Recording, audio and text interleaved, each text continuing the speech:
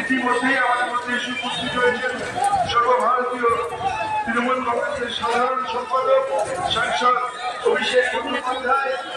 আমি আজকে এই ঐতিহাসিক শহীদ স্মরণের শ্রদ্ধাঞ্জলি সভায় সভাপতিত্ব করার জন্য আমাদের রাজ্যে তৃণমূল কংগ্রেসের সভাপতি তথা সাংসদ সুব্রত বক্সির নাম প্রস্তাব করছি।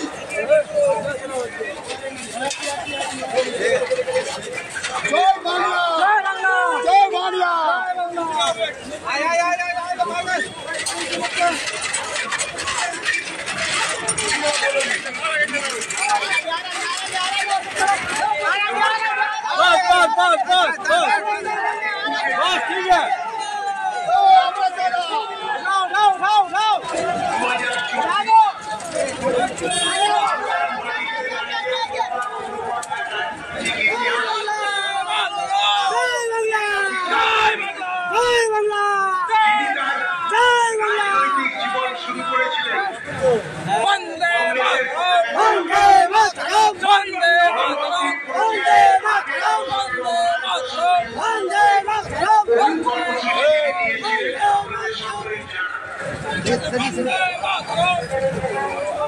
আগের দশকের মাঝামাঝি মমতা বন্দ্যোপাধ্যায় অবিভক্ত কংগ্রেসের যুব সংগঠনে সভানেত্রী হিসেবে চিহ্নিত হন। পরবর্তী পর্যায়ে বাংলার মাটিতে দাঁড়িয়ে বিভিন্ন জেলাতে কুচবিহার, জয়মান, হারবার থেকে দমদম মমতা বন্দ্যোপাধ্যায় পৌঁছলেন।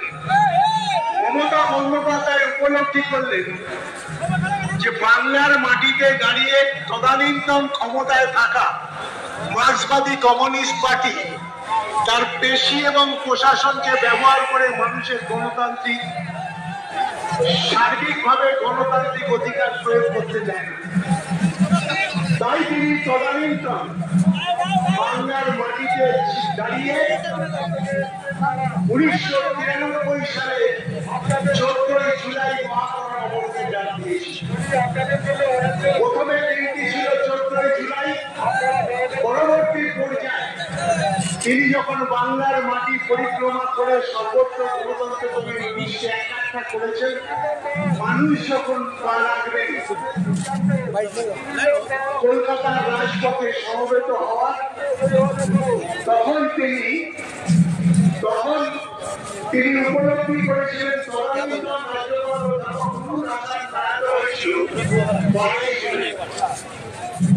রাজনৈতিক শিষ্টাচার মেনে তিনি এই কর্মসূচি করেছিলেন।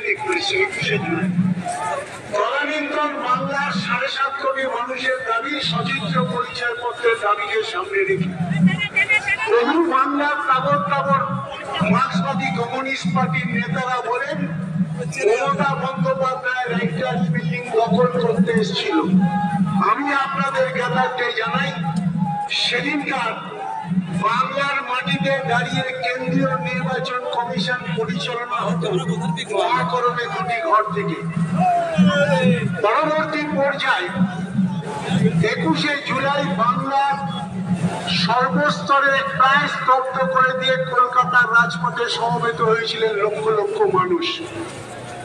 সেদিনকার লক্ষ্য ছিল বাংলার মাটিতে धर्मतला पहुंच चुके हैं एकदम जो है जस्ट स्टेज के सामने में आप আমরা লক্ষ্য করলাম মানুষ যখন সমবেত হয়েছে জাতীয়তাবাদী যুবক হিসেবে আমার কমিউনিস্ট পার্টি তারা উপলব্ধি করলেন বাংলার মাটিতে দাঁড়িয়ে মমতা বন্দ্যোপাধ্যায়কে সামনে রেখে মানুষ তার অধিকার ফিরে পেতে চাইছে।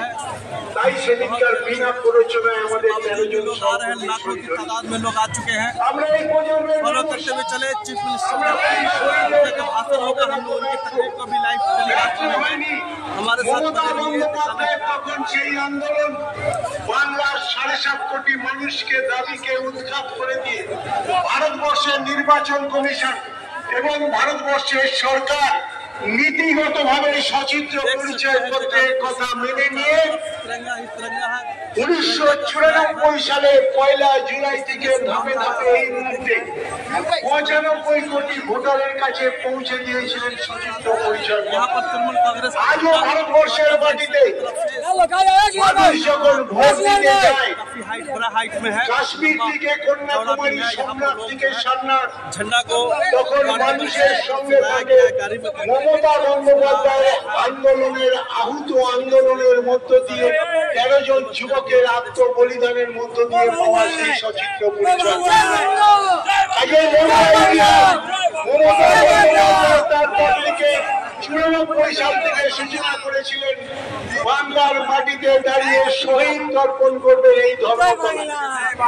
তো স্বাভাবিকভাবে সেদিনকার সেই অনুষ্ঠান কর্মসূচি যেটা ছিল তাকেই পাথেয় করে মমতা বন্দ্যোপাধ্যায় তার কর্মসূচি করেছেন 94 সাল থেকে।